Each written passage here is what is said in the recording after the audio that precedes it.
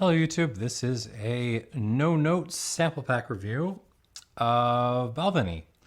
This is a little sample pack that just landed in my local Chicago stores, so thought I'd grab it and run through these because I haven't tried any Balvenie in a couple of years, and I'm really curious as to where they've gone. So I had a pack of these a couple of years ago. Different setup. It was the 15 single barrel and the 21 Portwood, along with the ubiquitous 12-year-old Doublewood. This time we've got the Balvenie 12-year-old Doublewood, the old standby. I'm going to dump this in the first glass here. We have also got the 14-year-old Caribbean Cask, finished in rum cask. So William Grant has its own rum brand. Sorry, I can't talk today. That I don't think is available in the U.S., but it's around in the UK and such. And I believe this is just Balvenie finished in their old rum casks. And we have the 17-year-old Balvenie Doublewood, which is rather expensive, as I recall. I think, if I remember correctly, it's pushing $200. So not Macallan territory, but not expensive. Let's get that looking picture. So all these bottled at 43%. The fun thing, okay, well, let me add some, like a drop of water of these just to put them under stress. 1, 2. Open them up a little bit. They've been open for about 2 hours now, so they should be, in good shape. But a little bit of water should give them some pressure to perform. All right. So the cool thing about Balvenie, or cool, historically notable thing about Balvenie, is they were really the first distillery in Scotland to use cask finishing. I had thought it was Glenmorangie, and Glenmorangie really went much more crazy with it. Like they were the ones who really started to push into wine casks. But the old Doublewood from Balvenie was, so far as I know, the first time a single malt, a whiskey, was intentionally built to be finished for a few months in a different cask than it was initially matured in this case, sherry casks. Now, of course, there's a long history of re-racking casks that are a little bit tired into some fresh wood. That's been done for forever. What was new with what Balvenie did was that the idea was it was supposed to be super temporary, a year max or so. That and now, of course, there's wood finishings everywhere. We do triple woods and quadruple, quintuple woods, and all of the above. And that's not something I'm particularly happy with in the spirits world at the moment. But, it is what it is. All right, so again, so I am coming to Balvenie having not had it in probably about 5 or 6 years, 6-7 years maybe. And let's start with Doublewood. All these bottled at 43%, presumably chill filtered and with colorant, but big brand. 12-year-old Doublewood. Okay, so right off the bat on the nose, I am getting some fresh ginger, which concerns me. Fresh ginger on the nose of a malt whiskey generally means, not always, but generally means they've used some very raw wood, possibly some virgin American oak in the maturation. Just to give it that extra woody dimension. And it's not a flavor I find particularly pleasant on the nose or on the palate, yet here it is. Yeah, this is very, very woody. The wood is definitely driving this thing. It's I do appreciate this a little bit more than some of the Auchentoshan's I had in a previous sample pack review. The Auchentoshan's just felt like the producers were trying to hammer wood technology into a malt, a spirit that was never really built for it, that was just built to do it kind of its own thing. Balvenie is a distillate that really does respond much better to wood. And in this case, I mean, it's the wood is definitely in the house. It's sawdust, it's ginger, vanilla, a little bit of a cola cube note, different nuts, different nut shells, almonds, walnuts, walnut shells. Not a whole lot of sherry showing up. There's a dose of both black and white pepper in here, which is about most of the character. And then you got the distillate kind of giving a little bit of life to this. There's some honey notes, some nice mixed honey, maybe clover, but along with that a little bit of nuka in there, a little bit heavier honey. Little Balkan blended pipe tobacco. Some floral action, a little just dried wildflowers, that kind of thing. I mentioned honey, right? I came up with that. And some dessert apples. Really, just straight up chopped dessert apples. Not really a lot of chocolate going on there. There's a little, maybe a handful of mud. Or really like wet topsoil more so than mud. Like, you reached into your potted plant after it rained a lot and you kind of got some of that.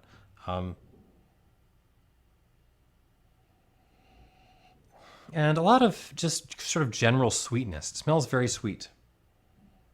On the palate,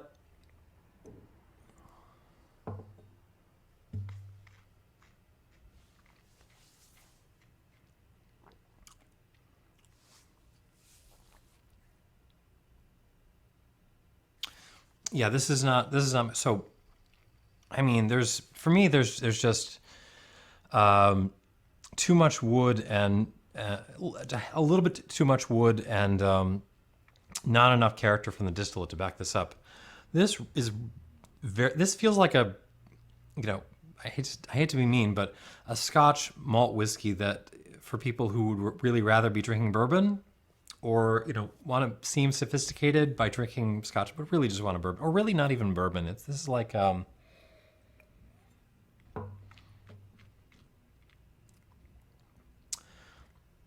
way your dad makes an old fashioned where he uses like hardly any bitters, and like the sugar is just kind of settled in the bottom of the glass because he didn't use use syrup, and it's just kind of like sweetie candied confectionery bourbon that's kind of like a little bit watered down. That's kind of what I'm getting here. There's more going on than that, but that seems to be what they have aimed for.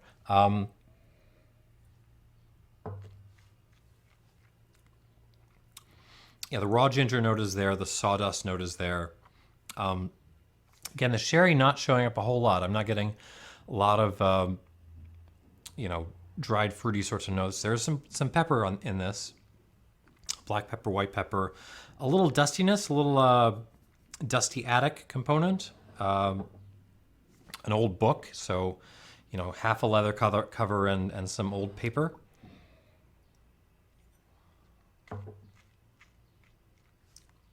And then the sweet stuff, honey, wildflower honey, then wildflowers as well. A little bit of an ashy note, like maybe you set your old book on fire a little bit, like it's burned in one corner. Floral notes again, so you're chewing on your dried flowers now, and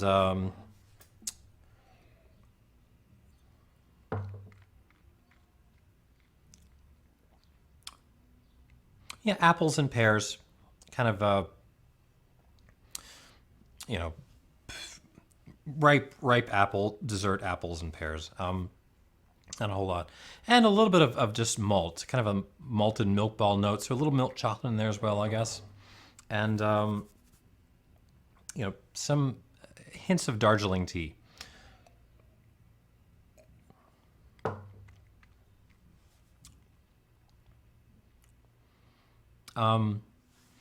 The finish is long and dry, but feels weirdly hollow. I don't know how to describe it better than that. It's just not. There's a lot going on sort of at the top of my mouth, and then on my tongue, it feels like almost nothing is there. Nothing sticks behind. Let me give this one more shot. If it sounds like I'm trashing this, I mean, okay, I am trashing this a little bit, but it's really only in the context. This is, I don't know what the cost is on this anymore, but this is probably a $60 bottle of single malt, and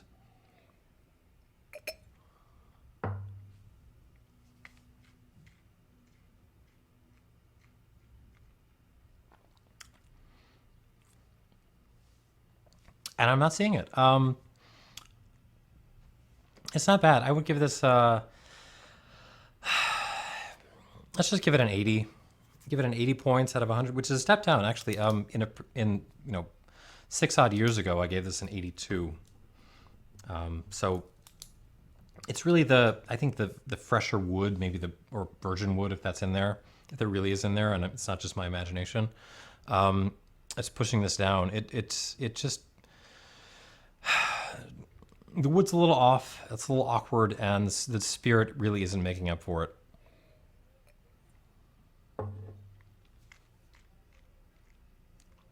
But again, caveat, this is better suited to a big aggressive woodiness than, something like an Auchentoshan. But at the same time, man, like for the price of this, 12-year Doublewood, you can do so much better in single malts, but also in bourbon. You don't gotta start hunting after Buffalo Trace stuff. Lots of other bourbons out there that are, gonna be very woody and will perform well in a dad old fashioned. Let's move on to the 14-year-old Caribbean cask. What do I got to say about this? 43% ABV. That's about all the useful information they've given me on this. Okay. Let's see what we got. So it does not smell rummy, as you might. So step back a little bit. Finishing, you would expect finishing in something or other would make the thing being finished taste and smell like the thing you're finishing in. And oddly enough, usually it doesn't work like that. Sometimes it works like that. You can get some sherried malts that just, actually do have a lot of sherry character in them, but usually it's much more subtle and indirect, and it's more, tertiary characters that come out of the combination of the new cask and the original and the distillate versus, just a simple. So let me back up. Sorry about that. The takeaway is this does not smell like rum. What it does smell like is, this is actually really nice. It's extremely savory, still very woody. The wood's still in charge all day long, but I like the character of this a lot. This smells like cigar ash mixed with like just black olives. And what kind of cigar ash? Dominican cigar ash. Let's go with that.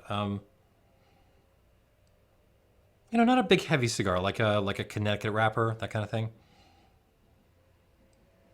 Definitely some olives in there. Lots of, again, topsoil. I never picked up on that in Balvenie before, but it's there. Like wet, slightly muddy topsoil. Black tea notes, just English breakfast tea.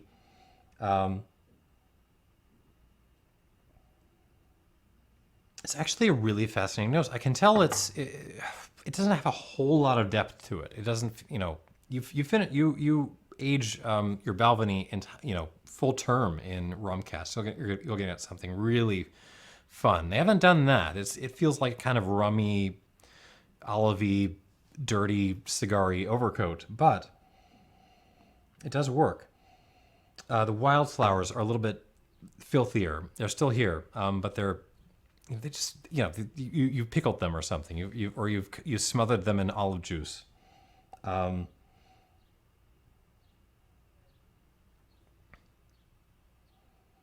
The pepperiness is still there. The honey is definitely still there. It's yeah, it's more just clover honey kind of again. The floral notes are yep, I already mentioned those. Sorry. And I'm not. It smells much less malty. I'm not getting overt apple perry kinds of notes in this. But there is a little bit of dark chocolate in there, which I appreciate. Not even dark chocolate. This just smells like high end cocoa powder. Like not the Nestle stuff, the good stuff you buy at Whole Foods that's really expensive. It's a nice nose. It's a fun nose. On the palate.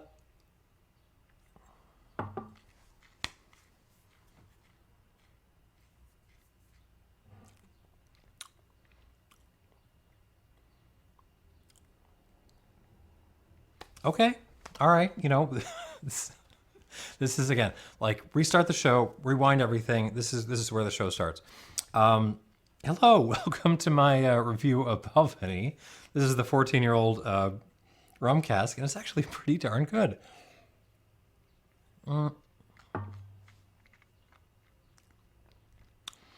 Yeah, up front, it's really the spirit and the whatever the original cask were.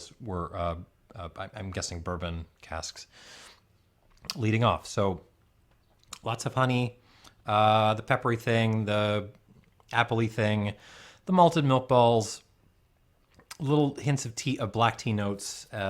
All that's in there. What's fun about this is the finish. The finish just it's extremely long for one thing. It's a much better finish than the 12-year-old.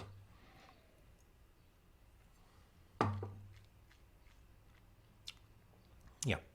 Black olives, brininess, more black pepper, the cigar notes, ashy cigar, plus also like just fresh cigar. Like you just pulled it out of the humidor, and it was maybe a little bit too humid in there. Maybe your cigar's a little too damp. That's kind of the care. But you just like took a bite out of it and chewed on it.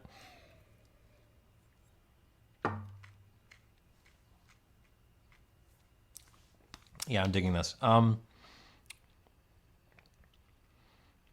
It's not killing me, and I'm guessing the price on this is also pretty extortionate. But yeah, this is absolutely working. There's a kind of dirty floral thing, like almost and then like the leather is back, hardcore. Lots of old leather on this. Nutshells, fresh nutshells, and like burned nutshells. This is very solid. I'm going to give this 84, sorry, out of 100.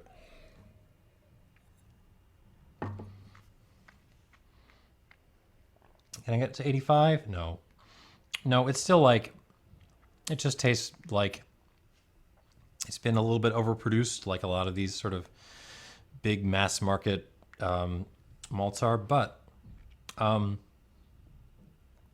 tell you what, if you're buying this for your dad, I'm not, or just even if you're rolling deep and you just want something to drink, as a little bit of as a break from bourbon, say, this is a great little choice. Again, not rummy at all. There's, except for the oliviness.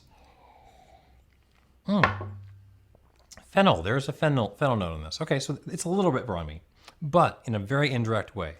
And I appreciate this. So 84 points. Well done, Balvenie. I really love to see like a amped up version of this. Like age this, do a full blown secondary maturation in the rum cask, or even full maturation.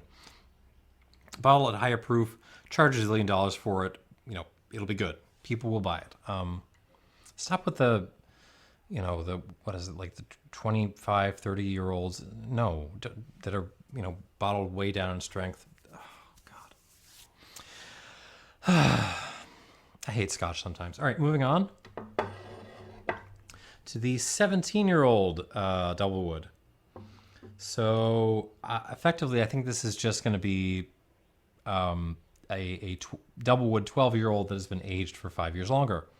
At least that's what I'm expecting. I've never had this before. Okay. Oh no, I got excited for a second, but the ginger notes are actually still there. What was getting me excited is there actually is more sherry activity going on. Um, Hang on. Yeah, this the on first contact, the 17-year-old actually feels less obnoxiously woody than the 12 does. Okay, so we're getting a little bit of fruitcake along with other kinds of like cakes. It's very confectionery. So some coffee cake, spice cake in there. We're back on the Balkan like Balkan Sobrani tobacco or something like that. The flowers, the nutshells, the nuts, walnuts again. But yeah, the sherry notes are actually really pretty nice on this. There's a little bit of a fig characteristic coming out. Lots of pepper. That sort of wet topsoil thing. I'm repeating myself a lot, but there's definitely a family relation between these. And then the honey notes are definitely there, and again, a little bit like the 14, the overtly malty notes are kind of buried in this. The wood is definitely so it's the wood is less sort of in your face than the 12, but it's actually covering over the original distillate even more. The what's left is really the floral stuff. The dried wildflowers, the violets, that kind of thing. The little patchouli in there on the palate.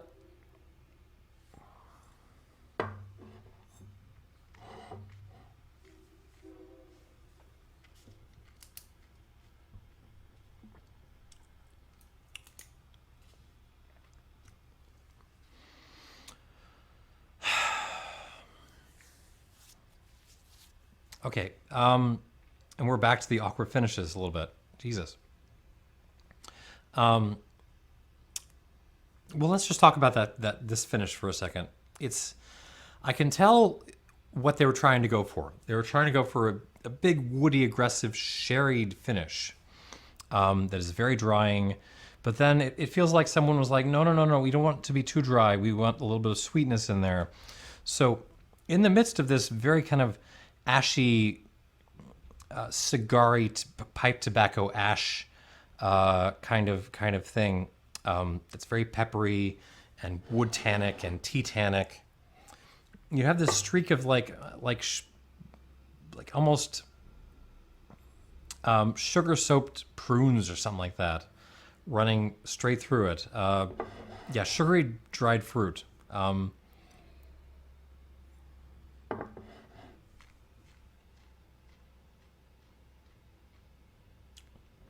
Yeah, the arrival and the mid palate are fine, and then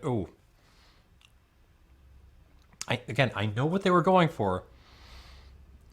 It doesn't totally work. All right, let's go through some tasting notes. Again, that the sort of burned tobacco notes on the back end, the pepper, the tea notes, the black tea, the sweet, sugary, dried fruit notes. A little bit of what the hell is that? Like this is going to sound crazy, but almost like a frosted. Do you remember when you used to reach into the bottom of the frosted shredded wheat bag and get like all the leftover wheat and all the sugar that was there, and you sort of mash it all in your mouth? That's kind of what I'm getting on this. It's like sugary, shredded wheat on the back end, along with the kind of sherry dried fruity thing.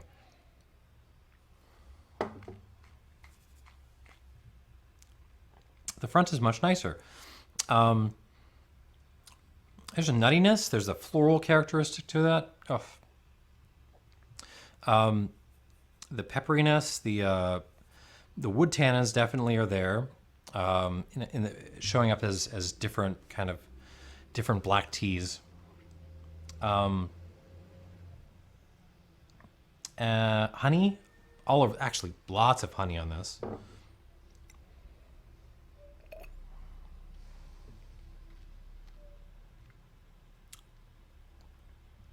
What sort of honey? Actually, a little bit of forest honey creeping into this, along with the clover and the wildflower. A little streak of like a orange peel as well. Like actually like candied orange peel. Does that exist? That has to exist, right? Oh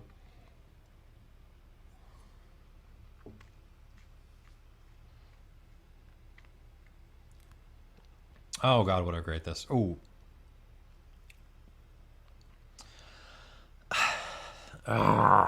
This is a really hard one to grade. There's things I really like about this, and it is, kind of performing like a pretty pleasant kind of sherry bomb, but I mean, it feels like the woods are just fighting each other. Honestly, there's just too many different wood elements going on here, sort of stacked on top of each other, and it's really kind of throwing off the whole effect. I do like it. Hold on, let me try the Doublewood one more time.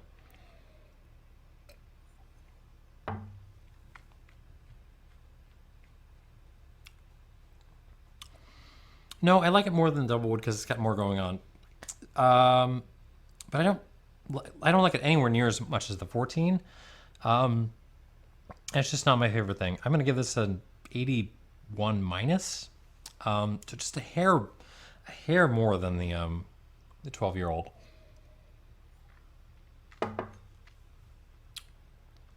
And if you're mad about that score, please leave a comment below as a counterpoint to my opinion. This is just not a malt for me. And for the price they're charging for it, I mean, I really cannot, even for your dad who loves the old fashions with the too much sugar and not enough bitters, like this is not one I would go for with him. Yeah, let's say 81 minus. And that's what we got. Let me try these one more time just to double check my scores.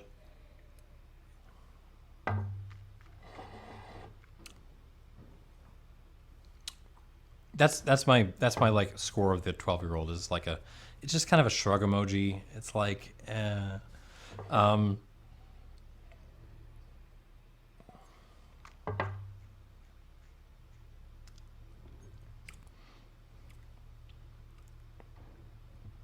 14-year-old is a thumbs up emoji, 84 points. And the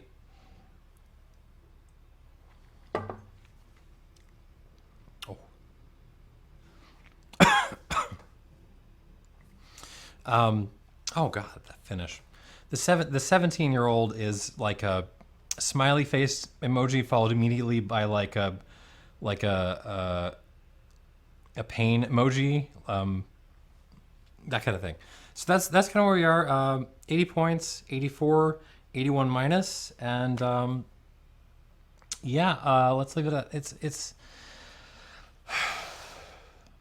Balvenie is a pretty darn good distillery. But like a lot of folks in the Scotch world right now, they're just really fascinated with the wood thing, and y'all need to get off it. Like, get interested in other things. Start looking at different barleys. Start looking at different yeasts. Things you can do to improve what's coming off the still. Different warehousing. Start looking at. I know Ralphie already never shuts up about this, but good old-fashioned dunnage warehousing or that kind of thing. Start looking at things that it will improve the character of your product beyond just slapping more wood onto it. And I think it would be much improved. Oh, and higher proofs and no-chill filtration and all that too. That would be nice. That's all I got. 14 is actually pretty okay. Thanks for watching and cheers.